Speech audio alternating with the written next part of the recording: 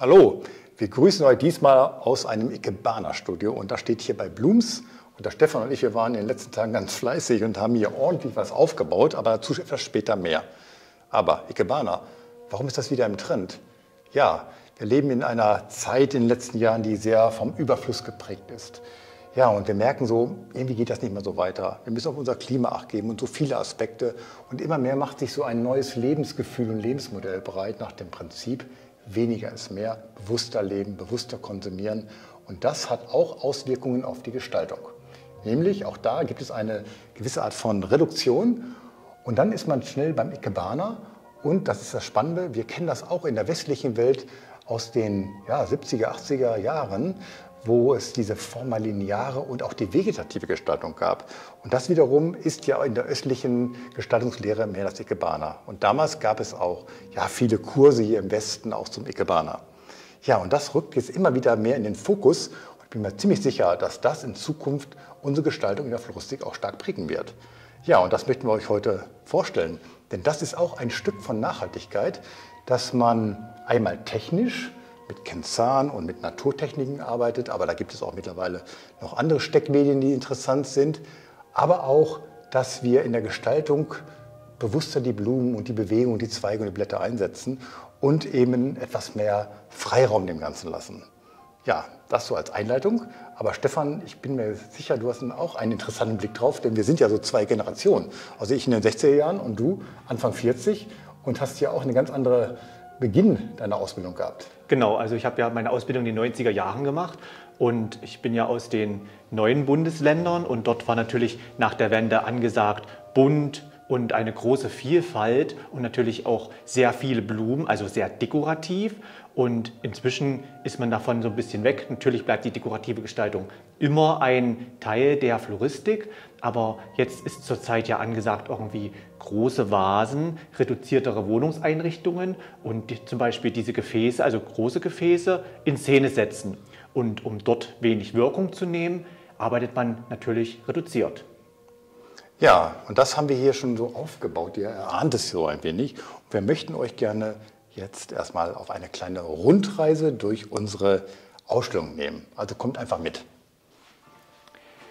Wir stehen jetzt hier in einer typischen Gestaltung, wie ich das jetzt zum Beispiel auch in einem Loft sehe oder sogar irgendwie in einer tollen Wohnungseinrichtung oder in einem tollen Einrichtungsladen. Und ich sprach ja vorhin schon von den Bodenvasen oder hier von so tollen großen Gefäßen. Und hier haben wir mal gezeigt, wie man die in Szene setzen kann. Ja, also diese Vasen sind wirklich faszinierend, sind übrigens aus Glas. Und dadurch, dass sie so röhrenförmig nach oben gehen, ist es sinnvoll in der Gestaltung, diese Röhrenform aufzugreifen und fortzuführen. Und jetzt sieht man hier diese starken Bindepunkte. Damit wird was gefasst, also in diese Röhre gebracht. Und das ist auch bei dieser Arbeit, nur hier löst es sich so ein bisschen auf, weil das ist ja noch weiter ausgestaltet hier. Durchbricht die Ornithogalum diese Bindung oder auch andere Werkstoffe räkeln sich so ein bisschen nach oben. Und was auch auffällig sind, sind diese Rinnenstücke. Die sind in ihrem Trocknungsprozess so rundlich geworden und sind eigentlich die erste Basis gewesen beim Reinstecken in diese Vasen. Hier unten ist Wasser und versorgen die Blumen. Ja, und hier haben wir ganz toll diese Bindetechniken. Also wir haben das hier an so kleinen Punkten fixiert und ganz bewusst auch mal die Zweige nach außen geführt und nicht ins Wasser gestellt, um damit nochmal aufzuzeigen, dass hier so eine tolle Bewegung auch über das Gefäß hinausgehen kann und nicht nur alles ins Gefäß hineingesteckt ist. Ja, das ist überhaupt wichtig, dass man mal, ich sag mal so, Grenzen überschreitet. Also Grenze hier mit so einem, ich sag mal so einem kleinen Querschläger, auch das darf sein. Das geht hier rüber, durchbricht auch die Bindung. Und das ist übrigens dieser Rustikweiher. Das ist hier ein Draht, der ist mit so einem Sisal umwickelt, gibt es in Braun, Grün und so einen Cremeton. Und das ist einfach prima. Und der verbindet sich mit der Klematisranke, die auch als erstes hier rumgewickelt wurde, einmalig und schafft halt diesen aufgelockerten Bindepunkt. Ja, und der Chef in der ganzen Gestaltung ist natürlich die Anturie, farblich eindeutig. Und da guckt man als erstes hin. Ja, und hier haben wir natürlich ganz viele verschiedene Farben. Wir haben hier das dunklere Orange von dem Gefäß, was so ein bisschen in diesen Zweigen von dem Salix wiederkommt. Also das greifen wir schön auf und verändert sich dann hier so ein bisschen, geht in so einen Rotton über. Und hier haben wir das tolle Talinum, was rot ist und eine orangefarbene Mitte hat und damit wieder diese Farbe aufgreift, bis hin hier zur orangefarbenen Ornithogalum. Also wirklich harmonisch im Ganzen von der Farbe her. Ja, das ist jetzt eine Gestaltung, sogar ein Duett. Und jetzt nehmen wir euch mit zur nächsten. Jetzt stehen wir wieder hier vor einer sehr schönen Bodenvase oder was ist das? Eine große dekorative Vase, die man halt auch so bei sich zu Hause haben könnte. Und hier haben wir einen Zweig ganz bewusst mal drüber gelegt. Der hat eine tolle Bewegung und steckt mal nicht in der Vase. Also wir haben Blumen mal wirklich nicht einfach nur parallel eingesteckt, sondern haben mal etwas darüber gelegt. Ruhig ein bisschen mutig sein, mal eine schöne Bewegung in Szene setzen, indem man sie auf ein Gefäß legt. Und dort haben wir hier mit einer ganz dicken Bindung sozusagen hier alle Werkstoffe festgebunden. Und hier gehen die Zweige durch bis hier in die Vase, ins Wasser und haben dadurch eine Wasserversorgung. Die haben diesen tollen Eukalyptus, der auch ein ganz schönes Blatt hat, auch mit einer schönen Bewegung. Und der könnte nachher eintrocknen. Hier haben wir die Hortensie, die ist ja schon eingetrocknet. Und hier haben wir so einen Magnolienzweig mit einer tollen Knospe. Und hier haben wir super das Gegenspiel von lebendig und tot. Hier haben wir etwas Lebendiges, hier was Totes und hier ist etwas Entspringendes, etwas Frühlingshaftes, etwas Austreibendes. Und ich zeige euch auch mal hier, wie das so eingestellt ist. Schaut mal, hier sind die Zweige dran. Die einzelnen Stiele gehen hier ins Wasser. So, und da hatten wir eben beim Stefan das Astdesign. Das ist jetzt hier das Steindesign. Ähnliches Prinzip, man umwickelt in diesem Fall den Stein mit diesem Draht, der umwickelt wurde mit Sisal, also sehr natürlich daherkommt. Und damit hat man ganz viele, ich sag mal, Fixpunkte, indem man irgendwo, wo eine kleine Öffnung ist, Blätter oder Blumen oder hier diese Fruchtstände von der Scabiosa stellata hineinsteckt. Ich drehe es mal, dann kann man das gut erkennen, wie dieser Felsen im Gefäß ruht und sehr schön mit dieser Verpackung aussieht. Ja, und wir haben hier einmal den Rustikweiher genommen, aber auch noch eine Schnur. Und ihr seht, es ist eine Gestaltung, die allseitig ist. Und schön auch diese großen Blätter. Also man denkt ja immer bei Blumengestecke so an die Blumen, aber hier ist es ja eher das Blatt. Also das Blatt hier ist der Chef in der Gestaltung. Und es sieht auch sehr zurückgenommen aus, aber sehr vegetativ und auch im Grunde genommen so ein wenig mystisch, so von der Gesamtwirkung, von der Farbgebung. Ja, und was ich ganz wichtig finde, ist, dass auch hier dieses Wasser zu sehen ist. Wir haben hier erstens in der asiatischen Gestaltung auch immer viel Wasser, weil das bringt Ruhe. Und wir haben hier noch zusätzlich die Möglichkeit, mit dem Stein und durch das Wasser auch zum Beispiel in unserem Raum das Raumklima zu verbessern, weil hier auch eine ständige Verdunstung vom Wasser ist.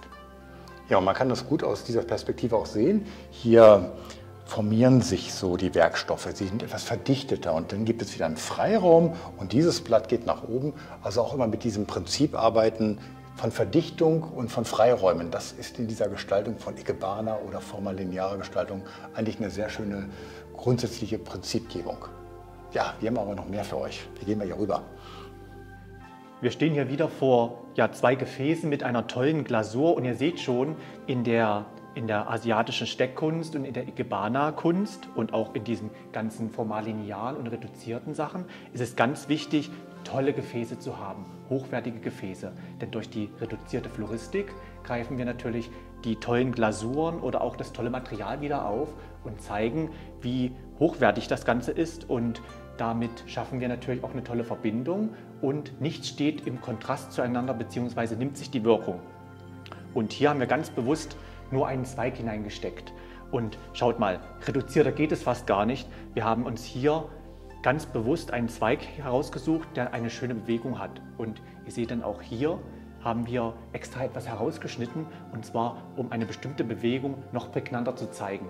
Also schaut ruhig mal nach Bewegungen, um die noch weiter hervorzubringen, Sachen bewusst herauszuschneiden. Ja genau, Stefan. Das finde ich immer ist sehr mutig in der Gestaltung, dass man das große Ganze erstmal so wahrnimmt und da drin dann das Besondere erkennt und den Mut hat, etwas wegzuschneiden. Ja, und jetzt mal was ganz anderes. Denkt mal upside down. Also das, was unten ist, ist jetzt oben. Hier ist es die Wurzel, die wir auf den Kopf gestellt haben, und hier ist der Zweig, der Stamm von dem Busch. Und hier haben wir eine ganz neue Gestaltungsdimension. Technisch so gelöst, dass ein großes Reagenzglas, hat übrigens 2 Öffnungen, ein Stab durchgesteckt wurde, Fixpunkte hier an dem Rand und damit haben wir hier eine hängende Vase, die immer wieder neu gefüllt werden kann. Aber das Ausdrucksstarke ist diese Wurzel, der Bewegung hier rüber. Also ich finde es wunderschön und auch da Mut haben, weniger ist mehr und hier kann man jetzt ganz unterschiedlich gestalten. Anturie, Gloriosa, Blätter, es kann auch nur eine Blüte mal sein, also ganz reduziert. Man kann mit Trocken reingehen. Also ihr seht, das ist etwas, eine große Vase, wo ihr gestalterisch ganz, ganz viele Möglichkeiten habt. Und ich finde, diese Dimension in der Gestaltung finde ich total reizvoll. Schaut mal hier, wir haben hier eine tolle Reihung gestellt mit solchen schwarzen, matten Gefäßen, das sind Glasgefäße, auf so einem tollen Tableau. Und hier ist eine floristische Füllung drin, die wir in einen Kensan gesteckt haben. Und was hier toll ist, ja, Klaus, zeig's ruhig mal. Genau, ich nehme es mal raus. Kensan, Steckigel auf Deutsch. Und ihr seht ja, so eine Blume hält wunderbar da drin. Ich gebe es nochmal an. Ja, und das Schöne ist bei diesen Kensan, die sind wirklich absolut nachhaltig. Immer wieder nutzbar. Man wäscht es aus, vielleicht auch mal in heißem Wasser, immer wieder steril und ihr könnt es leicht wieder einsetzen. So schaut es aus. Stefan. Ja, und wenn man hier wenn etwas verblüht ist oder wenn etwas nicht mehr so schön ist, kann man es einfach hinausziehen und entweder was Neues nachstecken oder man lässt es noch reduzierter. Und als kleine Deko-Idee haben wir hier so typische Accessoires aus dem Asia-Shop, sage ich mal. Das sind hier so Essstäbchen oder hier so kleine Cocktailspieße. Das ist so Bambus. Das kann man auch als alternative Steckhilfe benutzen. Aber zu den Steckmöglichkeiten, da kommen wir ja später noch drauf. Genau. Und ich mache jetzt mal Platz, denn da hinten steht was, das möchten wir euch auch vorstellen. Wieder eine ganz andere Technik. Ich nehme das mal mit. Ja, schaut mal. Hier dieses tolle Werkstück. Wir haben hier eine quadratische oder rechteckige Form und das wirkt ja sehr konstruiert. Das wirkt ja schon fast formal linear durch dieses Gebaute. Und hier sind wir ganz bewusst mit ganz starken Naturwerkstoffen hineingegangen. Also richtig dieses Wilde, um einen krassen Bruch zu kriegen zu diesem Konstruierten. Und im Gefäß haben wir jetzt hier gearbeitet mit Moos und auch hier liegt auch ein großer Stein drin, weil der ja natürlich auch eine schöne Fläche bildet. Und ausgesteckt ist das Ganze mit zwei tollen roten Anturien, die hier ganz prägnant, ganz bewusst überstreckt über dem Ganzen stehen, um eine Höhe zu bekommen, um das Ganze zu strecken, um diese Leichtigkeit hineinzubekommen, um hier mehr Freiraum zu haben. Ja, ich habe jetzt hier eine ganz tolle schwarze Glasvase. Man erahnt schon, was hier so drin sein könnte und hier drin ist schwarzer Kies. Den Kies gut auswaschen und das ist auch wiederum eine schöne Steckbasis. Da drin wurde hier dieser Ast befestigt, der diese tollen Nebentriebe hat. Und dann hat man auf der anderen Seite, weil wir den so ein bisschen asymmetrisch versetzt haben, die Möglichkeit, ganz viele florale Werkstoffe einzustecken. Und ihr seht, was man alles nutzen kann. Hier sind sogar Geranien drin, da reckt sich noch eine Blüte hoch. Oder hier so ein Efeufruchtstand oder andere schöne Blüten oder Pflanzenteile. Also das Schöne ist, dass man so eine kleine Welt kreiert, die einfach einlädt, da hineinzuschauen. Ja, ihr seht, wir haben euch durch diese Ausstellung geführt, wir haben euch ganz viel Inspiration gegeben. Das Schöne ist, dass da auch tolle Vasen stehen, auch das ist wieder im Trend. Und diese Art der Gestaltung, formal linear, vegetativ und auch im Ikebana-Stil. Also dieser Retro-Trend baut sich auf. Ja, und damit verabschieden wir uns jetzt von unserer kleinen Rundreise durch unsere Ausstellung und wir sehen uns auf jeden Fall. Bye, bye.